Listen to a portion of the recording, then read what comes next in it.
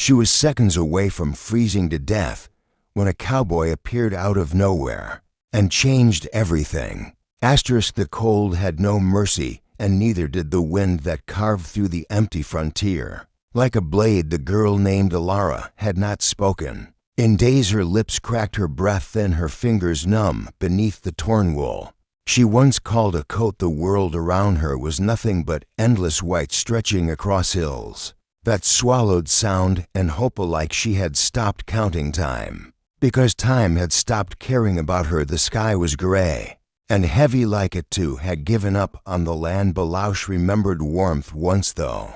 It felt like a dream, a fire that crackled, a voice that called her name gently, but now there was only silence and the slow creeping fear that she would lie down and never rise again. Her boots dragged through the snow, each step a battle, each breath a theft from death itself. She did not know where she was going, only that standing still meant the end, and so she walked forward, because forward was the only direction left. Far behind her was a life burned away by violence, a small homestead lost, 2 men who carried no kindness and left no survivors, at least none they cared to see. She had run when the flames rose, when the screams filled the air, and now she carried those sounds with her, louder than the wind, louder than her own heartbeat. Stumbled and fell into the snow, the cold biting deeper, as if claiming her at last. She tried to push herself up, but her arms trembled and failed. Her cheek pressed into the frozen ground,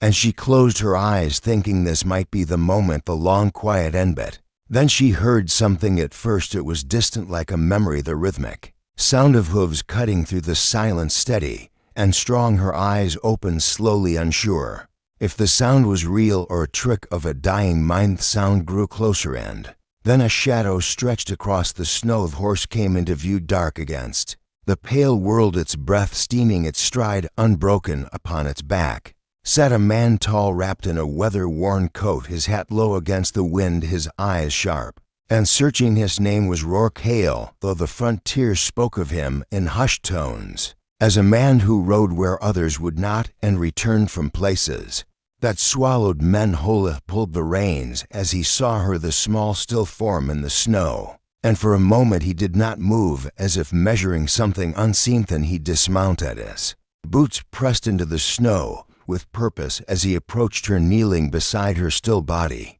he watched her chest for a sign of life, and when he saw the faint rise, he exhaled slowly. "You are not done yet," he murmured, though his voice was swallowed by the wind. Alara felt warmth before she understood what it was. Strong arms lifting her from the frozen ground, wrapping her in a coat that smelled of leather smoke, and something steady, something saffish tried to speak, but no words came, only a faint whisper lost before it. For the man did not ask questions.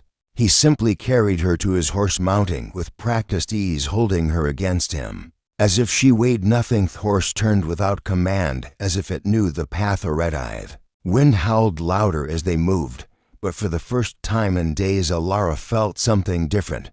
Not warmth, not yet, but something close to it, something that held back the darkness, drifted between sleep and waking, hearing the steady beat of the horse's hooves and the quiet strength of the man who carried her. When she woke again, it was not to the cold. There was fire, real fire, its light dancing against wooden walls. A cabin, small but solid, standing against the wilderness like a stubborn promise. Esh lay on a bed wrapped in thick blankets, her body aching but alive. The air smelled of burning wood and something cooking, something warm. Rourke stood near the fire, his back turned as he stirred a pot, his movements slow and deliberate, like a man who had learned patience through hardship.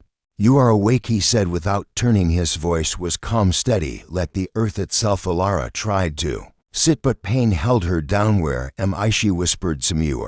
You are safe," he replied. She watched him carefully, unsure whether to trust the words, but too tired to argue. "Did you help me?" she asked. Rourke paused for a moment before answering. "Becky's someone had turned." Then his face lined with years of harsh living, his eyes carrying a quiet weight, as if he too had seen the world burn. "Eat first," he said, bringing her a bowl, the warmth rising from it Like a promise you can ask questions, Lara took the bowl, her hands shaking. As she brought it to her lips, the first taste nearly breaking her. As tears filled her eyes, she was Olivian for the first time since everything was taken from her. She was not alone. Days passed, though Alara could not tell how many. The storm outside came and went like a restless spirit, but inside the cabin there was fire, food, and silence, not the empty silence of the wilderness, but something quieter, something shared. Rourke spoke little, but his presence filled the space in a way that made the world feel less vast, less cruel. Alara learned his rhythms, the early rising, the careful tending of the fire, the way he checked the horizon each morning, as if expecting trouble to come riding out of the snow. One evening she found her voice again. They came, she said, staring into the fire arc. Did not ask who they burned everything, she continued, her voice steady but heavy. They killed everyone. Fire crackled between them. Rourke finally spoke. Did they see you? Shook her head. Good.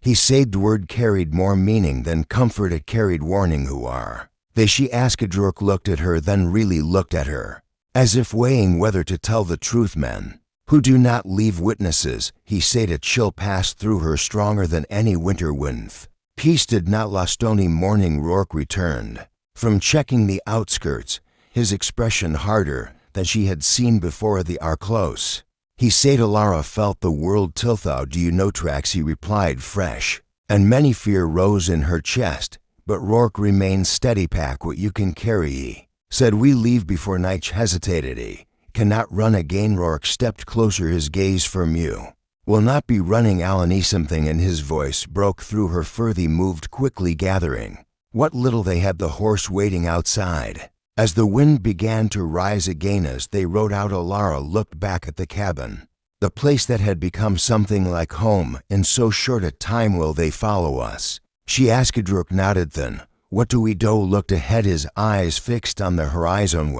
Finisheth. Confrontation came at dusk, the sky bleeding into shades of gray and red as the riders appeared on the horizon, dark figures cutting through the snow. There were many of them. Rourke slowed the horse, then stopped, turning to face them, his hand steady near his weapon. Alara felt fear, but also something else, something stronger. You said you came to take me home, she whispered. Rourke glanced at her, a faint hint of something softer in his eyes. Did the riders closed in, their leader stepping forward, a cruel smile on his face. I thought you could hide, he called out. Rourke said nothing.